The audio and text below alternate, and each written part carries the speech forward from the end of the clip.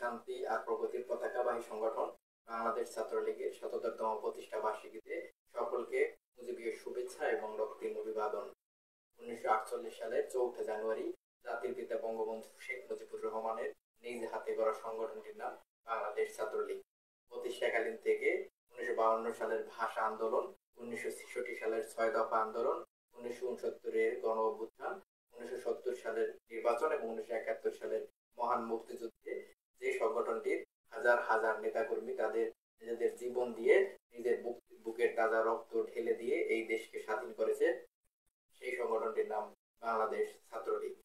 ১৯৭৫ সালে ১৫ই আগস্ট জাতির পিতা বঙ্গবন্ধু শেখ মুজিবুর রহমানকে সপরিবারে হত্যা করা হলে যে সংগঠনটি সবার আগে প্রতিবাদ জানায়, যে সংগঠনটির নেতাকর্মীরা সবার আগে রাজপথে জয় বাংলা স্লোগান দিয়ে প্রকম্পিত করে, সেই সংগঠনটির নাম বাংলাদেশ ছাত্রলীগ।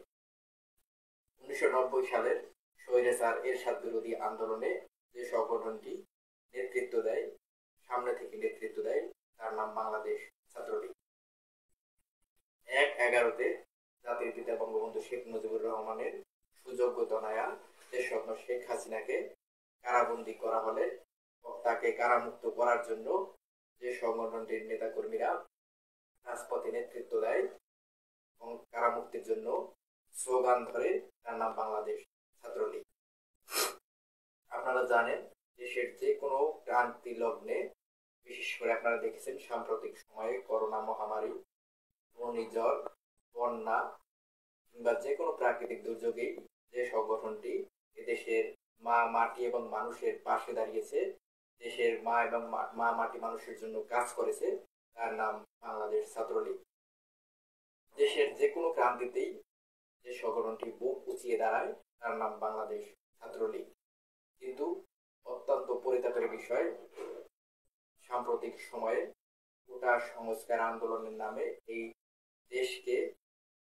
দেশটাকে একটি জঙ্গি রাষ্ট্রে পরিণত করার জন্য, আমাদের দেশের সকল অর্জনকে ম্লান করার জন্য এই দেশকে নিয়ে একটি কুচক্রী মহল, রাজাকারের দোসর, যারা আমাদের দেশকে আজ, দেশের মানুষের জীবনকে আজ বিপন্ন করে প্রায় করে ফেলছে। এই কোটা সংস্কার আন্দোলনের নামে আমাদের দেশকে পশ্চিমা শক্তির কাছে, পাকিস্তানের পরাজিত শক্তির কাছে, আজকে পরাজিত শক্তির হাতে তুলে দিয়েছে। আজকে আমাদের দেশের হাজার হাজার ছাত্রলীগের নেতাকর্মী তাদের শিক্ষার অধিকার হারিয়েছে।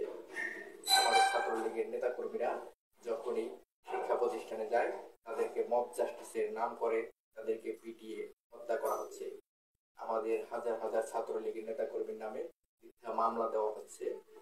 আমাদের ছাত্রলীগের নেতাকর্মীদের তাদের শিক্ষা সনদ তাদের কাছ থেকে কেড়ে নেওয়া হচ্ছে। এদেশের আমাদের মা বোনরাও আজকে নিরাপদ নয়।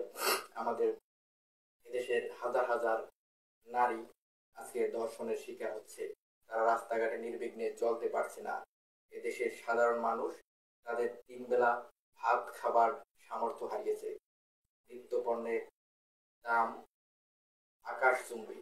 আমাদের সকল প্রতিষ্ঠান, আমাদের সকল শিক্ষা প্রতিষ্ঠান, আমাদের শিল্প কারখানা, এমনকি সচিবালয় পর্যন্ত আজ নিরাপদ নয়।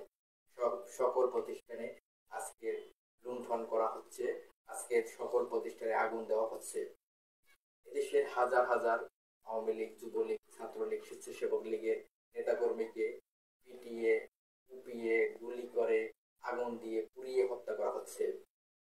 আমাদের আজ বিচার চাওয়ার কোনো জায়গা নেই। যে জয় বাংলা স্লোগান দিয়ে এদেশকে স্বাধীন করা হয়েছে, সেই জয় বাংলা স্লোগানকে আজকে তারা নিষিদ্ধ করেছে। যে আমাদের ৩০ লক্ষ শহীদ এবং ২ লক্ষ মা বোনের ইজ্জতের বিনিময়ে আমরা যে সংবিধান অর্জন করেছিলাম, সেই সংবিধান আজকে তারা বাতিল করতে চায়। যে মুজিববাদকে ধারণ করে এই দেশ স্বাধীনতা অর্জন করেছে, সেই মুজিববাদকে আজকে তারা কবর দিতে চায়। কিন্তু তারা জানে না, এই মুজিববাদকে কবর দিতে গেলে তাদের নিজেদেরই কবরে যেতে হবে।